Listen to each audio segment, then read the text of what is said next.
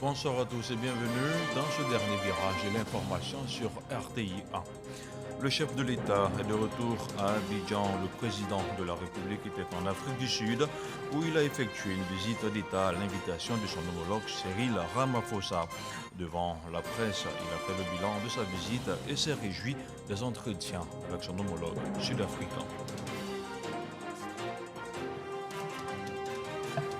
Le Premier ministre a procédé ce samedi à la pose de la première pierre du CHU d'Abobo. L'infrastructure sera hautement spécialisée, orientée sur la néphrologie, la pédiatrie et la néonatologie de pointe. L'hôpital va coûter 80 milliards de francs CFA et sera bâti sur 18 hectares. Et c'est toute la Côte d'Ivoire qui se prépare activement pour la célébration du 7 août, une date qui marque le 62e anniversaire de l'indépendance de notre pays. À l'université Félix Houphouët-Boigny, les étudiants entendent prendre une part active à la célébration. Voilà pour les titres. Après sa visite d'État en Afrique du Sud, le président de la République a regagné Abidjan ce samedi. Alassane Ouattara a fait le bilan de sa visite et s'est réjoui des entretiens fructueux avec son homologue sud-africain. Il s'est aussi prononcé sur la signature de 6 nouveaux accords de coopération entre la Côte d'Ivoire et l'Afrique du Sud, des accords qui permettront de renforcer davantage les relations et le partenariat entre nos deux pays. Le chef de l'État que je vous propose d'écouter.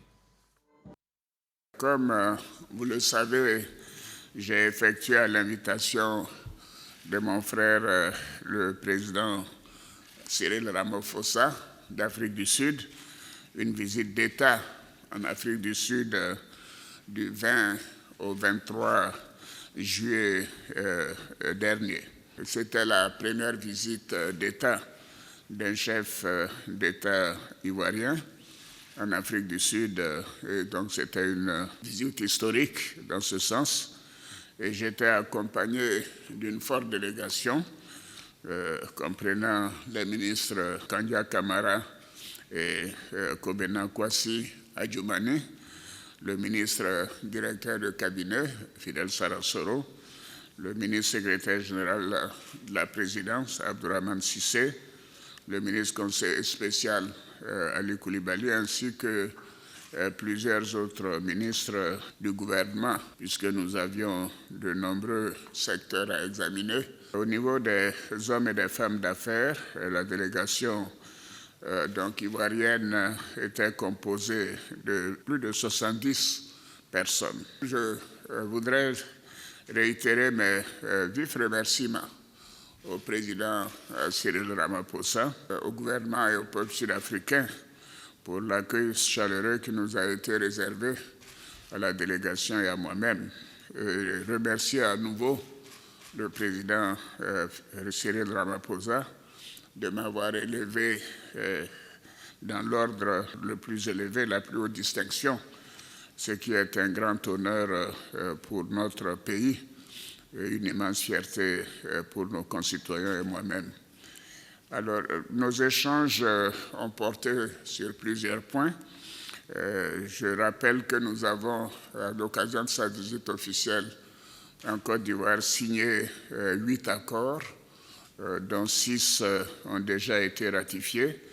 Et cette fois-ci, nous avons noté le dynamisme de la coopération entre nos deux pays et l'intérêt croissant des entreprises sud-africaines pour la Côte d'Ivoire et des entreprises ivoiriennes aussi pour l'Afrique du Sud, ce qui est une bonne chose. Et comme vous le savez, nous encourageons nos entreprises à prospecter au-delà de notre pays et je me réjouis qu'ils étaient nombreux, les hommes d'affaires, à participer à cette mission.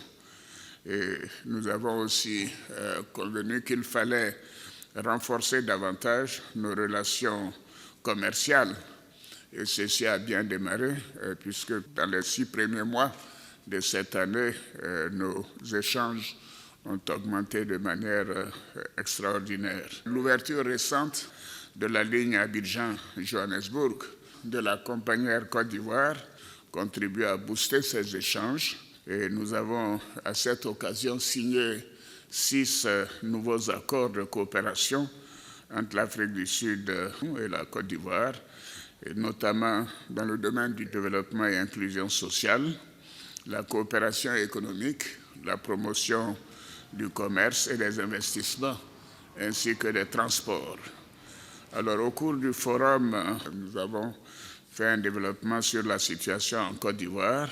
Nous avons montré les atouts de notre pays, aussi bien au plan économique, une économie performante, avec peu d'inflation par rapport aux autres pays, également un dynamisme reconnu, une maîtrise importante au niveau de la sécurité malgré les difficultés à nos frontières. Et cela a été un véritable succès. Et j'ai encouragé les entreprises sud-africaines à venir investir en Côte d'Ivoire, notamment dans les domaines de la défense, des équipements pour la lutte contre le terrorisme et aussi la transformation des matières premières, notamment le café, le cacao, la noix de cajou, ainsi que dans le domaine artistique. Et avec le président Ramaphosa, nous avons échangé longuement sur la situation, bien sûr, en Afrique de l'Ouest, mais également la situation en Afrique australe. Comme vous le savez, il y a certains pays tels que le Mozambique et d'autres qui ont des difficultés de terrorisme, comme ici le Mali, le Burkina et la Guinée. Et nous sommes convenus qu'il fallait tout faire pour renforcer la paix et la sécurité dans nos régions et sur le continent africain. Nous avons évoqué aussi la crise russo-ukrainienne et son impact sur les pays africains, notamment en matière d'inflation et également en matière de disponibilité des céréales, bien sûr du carburant et des engrais. Et sur toutes ces questions, nous nous sommes réjouis vraiment de notre parfaite convergence de vues. Et ceci est important. L'Afrique du Sud est un pays important non seulement sur le continent africain, un pays membre du groupe des 20 au niveau des instances internationales, donc qui porte la voix de l'Afrique à chaque occasion, à l'occasion de ces réunions, et est souvent invité aussi au niveau du groupe des 7 pour donner avec le président de la conférence des chefs d'État de l'Union africaine le point de vue du continent. Nous sommes convenus de maintenir le contact pour nous donner des informations réciproques pour faire connaître notre point de vue, le point de vue de la Côte d'Ivoire. De Pretoria, nous sommes allés à Cape Town pour visiter la prison de Robben Island, où a été détenu pendant 18 ans le président Nelson Mandela sur ses 27 années de prison. Et j'ai eu l'occasion de voir sa cellule et aussi de visiter l'île. À sa sortie de prison, la Côte d'Ivoire faisait partie des 3 pays qu'il a visités avant les premières élections démocratiques en 1994 en Afrique du Sud, et que j'avais également visité l'Afrique du Sud en 1995 à l'occasion de sa prise de fonction comme premier président noir de l'Afrique du Sud. Je dois dire que nous devons tous nous rappeler la lutte historique de Madiba pour la liberté, l'égalité des droits et la dignité, ainsi que ses actions en faveur de la paix et de la réconciliation.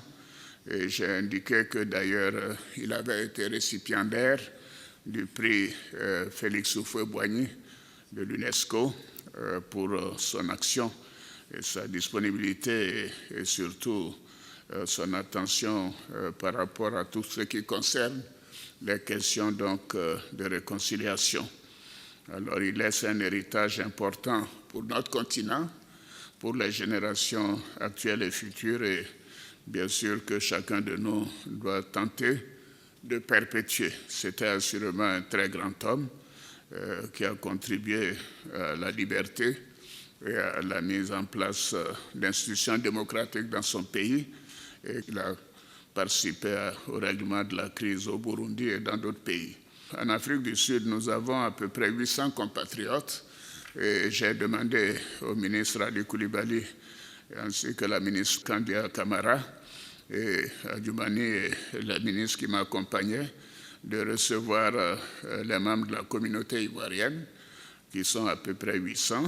Ils ont été félicités pour le comportement exemplaire dont ils font preuve dans le pays d'accueil. Ils ont posé, bien sûr, les questions habituelles, notamment le problème de visa, le problème de logement ici en Côte d'Ivoire. Et donc, toutes ces questions seront examinées par Madame la ministre d'État, comme elle le fait pour les autres pays que nous visitons.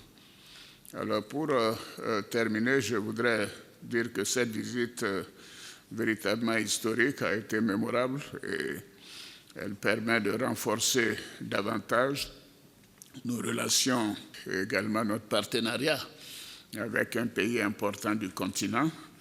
Et je peux dire qu'il faut que cette coopération sud-sud continue de se développer et dire que je remercie le président Cyril Ramaphosa et le gouvernement et le peuple sud-africain pour l'hospitalité qui nous a été offerte, et aussi dire que c'est un pays que nous connaissons puisque l'Afrique du Sud a contribué au retour d'une situation de démocratie et de paix en Côte d'Ivoire, et de nombreuses négociations ont eu lieu à Pretoria, et donc je me suis réjoui de ce que maintenant je pouvais leur dire que grâce à leurs efforts, aux efforts de l'Union africaine, mais des autres pays, mais surtout à la disponibilité des Ivoiriens, que la Côte d'Ivoire est en paix et qu'il y a de bonnes perspectives dans notre pays et que cette paix est quelque chose de très cher pour les Ivoiriens, et ceci nous avait manqué pendant une décennie et que je pensais maintenant qu'elle est devenue irréversible. Et ceci explique les nombreux contacts que nous menons en ce moment avec mes prédécesseurs et avec la classe politique. Et voilà, c'était pour vous le point du bilan de la visite du président de la République en Afrique du Sud. Et puisqu'on parle de l'Afrique du Sud, la Côte d'Ivoire rend hommage à Jessie Duarte. La secrétaire générale par intérim de l'ANC est décédée en début de mois.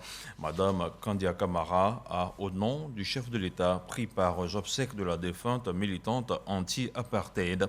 Les deux femmes politiques s'étaient déjà rencontrées en 2018 à Johannesburg.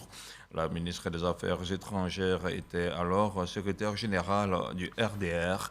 Toutes les deux avaient œuvré pour l'amélioration et le renforcement des liens d'amitié et de coopération politique entre les deux parties. La commune d'Abobo aura son centre hospitalier universitaire et ce sera le plus grand CHU de Côte d'Ivoire et l'un des plus importants de la sous-région ouest-africaine. Le Premier ministre Patrick Achi a procédé à la pose de la première pierre de l'édifice qui sera un hôpital hautement spécialisé d'un coût de 80 milliards de francs CFA. Il sera bâti sur une parcelle de 18 hectares et aura à terme une capacité de 600 lits. Alexis Ouedraogo. Voici le futur CHU d'Abobo. L'ouvrage sanitaire sera le plus grand du pays, avec une capacité d'accueil de 600 lits et un accent particulier à la santé du couple mère-enfant. Ce samedi, dans la commune d'Abobo, le Premier ministre a procédé à la pose de la première pierre de l'édifice, au grand bonheur des populations. Je suis vraiment dépassé par l'acte que le président Alassane Ouattara pose. Il faut dire qu'il a changé le visage de ce pays, du pays de la Côte d'Ivoire. Si on a un issue, ça va tout nous arranger. On ne va pas dépasser beaucoup pour aller loin. La santé est l'alpha et l'oméga de tout développement. Merci, Monsieur le Président, pour tout ce que vous faites pour la population de la Côte d'Ivoire et singulièrement pour la population de la commune d'Abobo. Ça permet de prendre en charge les malades qui sont évacués de l'Est, à Bangourou, Bondoukou, Bouna, Agboville et même ceux qui viennent de l'autour du Nord. Infrastructure à la pointe de la technologie, le centre devrait renforcer le dispositif hospitalier universitaire dans le pays, conformément à la volonté du chef de l'État. Cet établissement était attendu par Abobo et les Abobolais. Une commune telle que la nôtre, avec la densité de sa population, environ 1 400 000 habitants, qui plus est, constitue une plaque tournante dans le tout Abidjan, mérite une telle infrastructure. Nous avons attendu parce que nous avons une totale confiance dans nos autorités. Comment pourrais-je dès lors m'empêcher de traduire notre gratitude au maître d'ouvrage de ce grand projet? Il s'agit du président Alassane Ouattara, l'ange gardien d'Abobo, notre fierté. D'un coût global de 80 milliards de francs CFA, le CHU d'Abobo sera livré dans 36 mois à la date précise du 1er juillet 2025. En plus des services classiques d'un centre hospitalier universitaire, le CHU d'Abobo disposera d'une grande unité d'hémodialyse et du plateau technique pour y effectuer des greffes de reins, pour l'heure réalisées en l'Institut de cardiologie d'Abidjan. Le CHU d'Abobo sera également doté d'une unité ultramoderne de pédiatrie et de néonatologie pour la prise en charge des bébés prématurés. Ce sera le plus important centre de pédiatrie de la sous-région ouest africaine. Le CHU disposera de 5 autres pôles dans les pôles tête et cou, ostéo-articulaire, abdomen, médecine générale et infectieuse. Il y a un peu plus de 60 ans, je vivais moi-même ici à Abobo et à Bobo à Keikwa. De ma tendre enfance, quelquefois malade, le centre de soins le plus proche d'Abobo était une clinique près du cinéma Roxy à Adjamé. La providence et le hasard du destin a voulu que je sois là, dans cette fonction, au moment où on pose un acte si important pour transformer la vie des gens, améliorer la qualité de leur santé, presque une génération seulement après nous. Cette action volontariste pour une santé publique plus efficace, avec des plateaux techniques de meilleure qualité, mieux répartis sur notre territoire et des personnels plus nombreux et mieux formés, trouve son prolongement dans notre plan national de développement 2021-2025, avec un montant cumulé de plus de 1 000 milliards de francs CFA pour les projets en faveur de la santé. Le chef du gouvernement exhorte les équipes sur le terrain à la rigueur dans le travail. Patrick Achi a surtout remercié les populations pour leur accompagnement constant à la vision du chef de l'État. Abobo est en chantier, Abobo est en progrès, Abobo sera demain cette cité moderne, fluide, complète, où l'on vivra encore mieux, plus heureux et plus longtemps. Oui, vous avez raison de faire confiance au président de la République, son Excellence M. Alassane Ouattara et à l'ensemble de son gouvernement.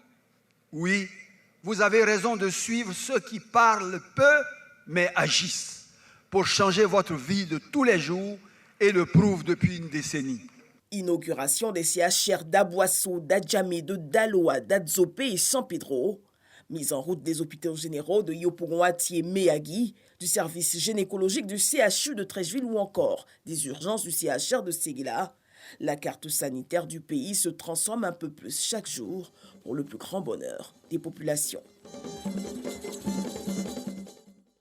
L'un des titres de cette édition est consacré à la fête de l'indépendance qui se tiendra cette année à Yamoussoukro. Et comme à l'accoutumée, elle sera marquée par un défilé. Outre le défilé des forces de défense et de sécurité et celui des forces paramilitaires, il y aura cette année un défilé des civils. Et l'université Félix Houphouët-Boigny de Cocody s'y prépare. Sous le regard avisé d'un moniteur de l'armée nationale, notre reporter Abou Sanogo a suivi un pan de la préparation des étudiants. On regarde son compte rendu. Université Félix Houphouët-Boigny. L'heure est aux répétitions avant le grand défilé du 7 août à Yamoussoukro. Les étudiants de toutes les facultés travaillent les derniers mouvements et enchaînements.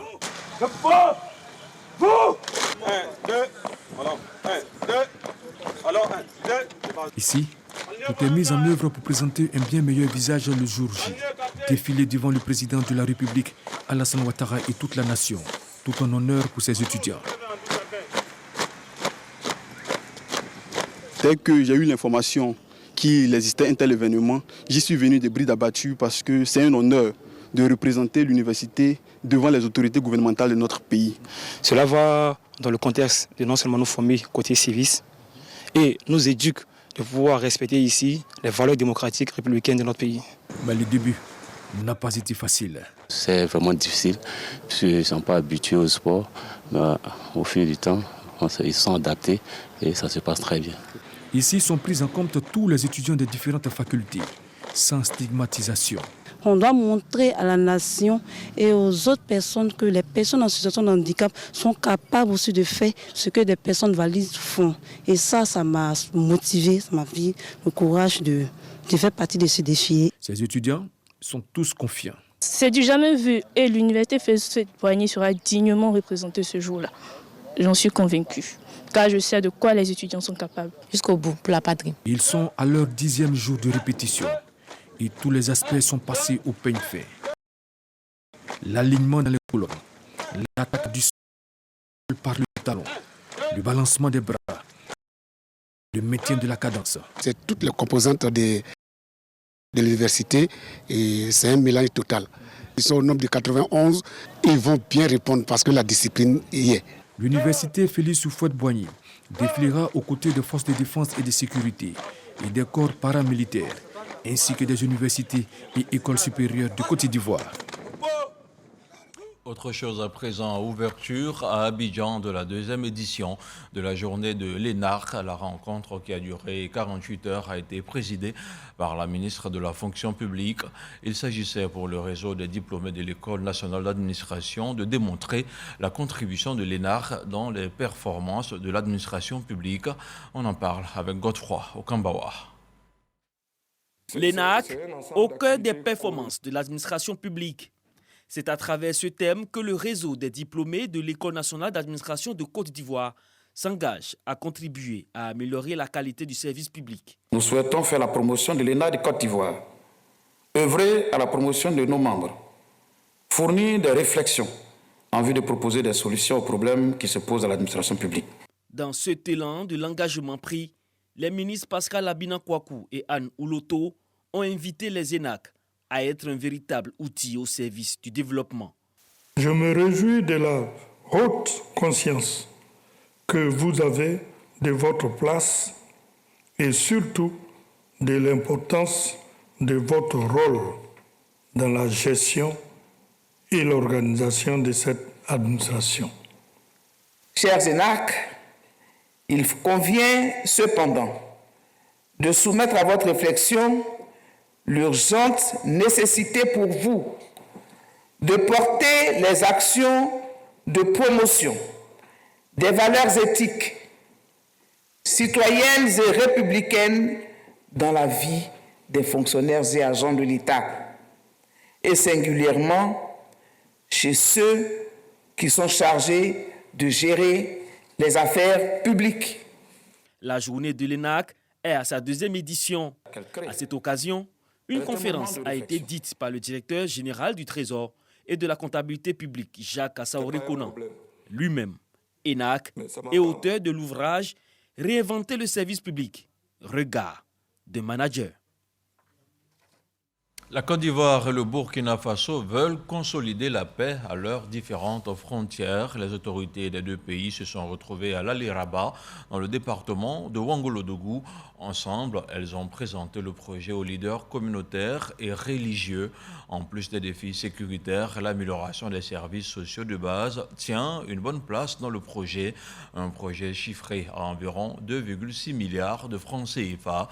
Les détails avec Walter Amadou Ouattara. Après une journée d'échange relativement à l'amélioration de la quiétude aux frontières Burkina Faso-Côte d'Ivoire, ces jeunes et ces maires font des propositions.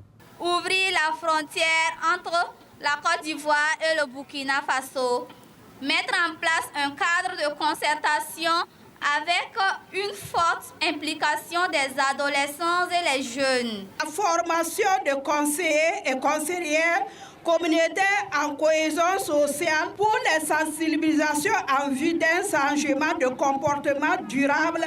En réponse à ces recommandations, Le système des Nations Unies conduit le projet de renforcement de la bonne gouvernance des zones frontalières. Le PNUD et l'UNICEF en sont des partenaires opérationnels. En renforçant la cohésion sociale, la sécurité et la résilience des populations à travers ce projet, nous voulons contribuer à réduire la vulnérabilité des populations. Ce sont plus de 20 000 personnes dans les 18 villages à deux côtés de frontières qui en bénéficieront. 2,6 milliards de francs CFA, un montant alloué par le Fonds pour la consolidation de la paix des Nations Unies.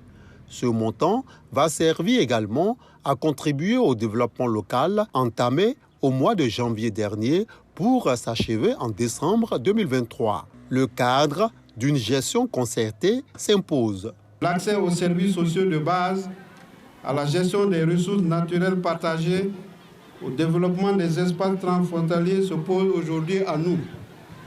Cette situation nous appelle à accorder une attention constamment soutenue à ces espaces et à renforcer plus que jamais nos liens de fraternité et de coopération. Les populations des régions des Cascades au sud-ouest du Burkina Faso, ainsi que celles du Tchologo et du Boukani en Côte d'Ivoire, sont les principales bénéficiaires du projet. Le représentant du Premier ministre, Patrick Hachi, président de la Commission nationale des frontières, souhaite une grande implication de la cible. Je voudrais vous exhorter à vous saisir de ce projet, car c'est pour vous qu'il a été élaboré et c'est vous qui en êtes les bénéficiaires directs. Chère population, le Premier ministre me charge de vous dire qu'au-delà de ce projet, la paix est quelque chose d'indispensable à tout acte de développement. À ce lancement officiel du projet tenu à l'Alé-Rabat, Côte d'Ivoire, les communautés burkinabées et ivoiriennes ont défilé et exécuté des pas de danse pour démontrer l'harmonie qu'elles entretiennent. Autre temps fort, la remise d'équipements aux forces de sécurité chargées de l'immigration frontalière. Ensuite, les membres des commissions nationales des frontières des deux pays sont allés voir de plus près les réalisations de ce projet, singulièrement le volet d'adduction en eau potable. Regardons à présent le point de la situation de la Covid-19 au 30 juillet.